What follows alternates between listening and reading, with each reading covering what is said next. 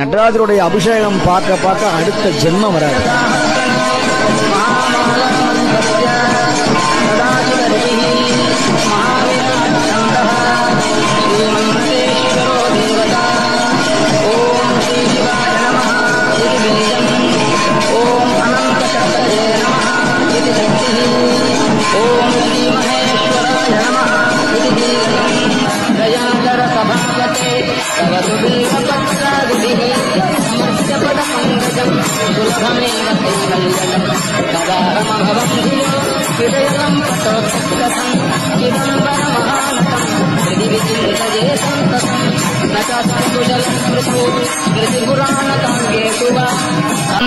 ध्यायेत्कोटिरविप्रभं प्रणयनं शीतांशु गंगाधरं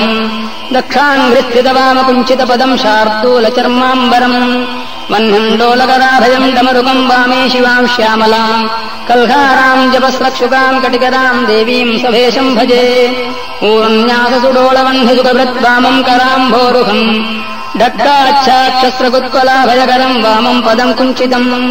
उद्धृत्याधरभूतपृष्ठविलसद्दक्षाङ्घ्रिमर्धाम्बिकम् सामीवस्त्रसुवेणकृत्कुचभरं ध्यायेन्नटं मेळनम् ध्यायेदात्मविमोहसंस्थितपदं दत्तांशुकं शङ्करम् किञ्चित्किञ्चितवामपादमतुलं व्यालं बबाहुं त्रिभिः वामे पौण्ड्रधनुश्च पाशदहनो दक्षे करैश्चाभयम् पौष्पं मार्गणमङ्कुशं डमरुकं बिभ्राणमच्छच्छविम् लं पृथिव्यात्मने गन्धं कल्पयामि हम् आकाशात्मने पुष्पं कल्पयामि यं वायुवात्मने धूपं कल्पयामि तं मह्नात्मने दीपं कल्पयामि त्वम् अमृतात्मने अमृतं कल्पयामि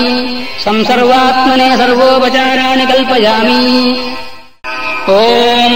इति ते कथितं देवी नटराजस्य सुन्दरम् नाम्नां सहस्रमत्यन्तं गोप्यं नेदं प्रकाशयेत्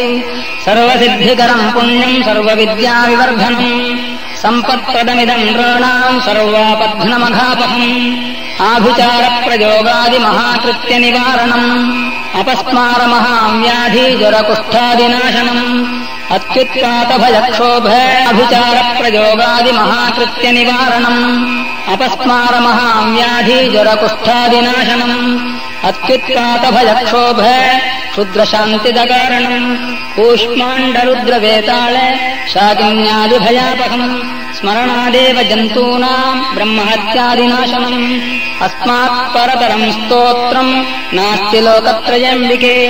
एतन्नाम सहस्रस्य पठनात् सकृदेव हि महापातकयुक्तोऽपि शिवसायुज्यमाप्नुयात् प्रयोगलक्षणं वक्षे शृणुशीलस्तेऽधुना पञ्चम्यामथमाष्टम्यां दशम्यां वा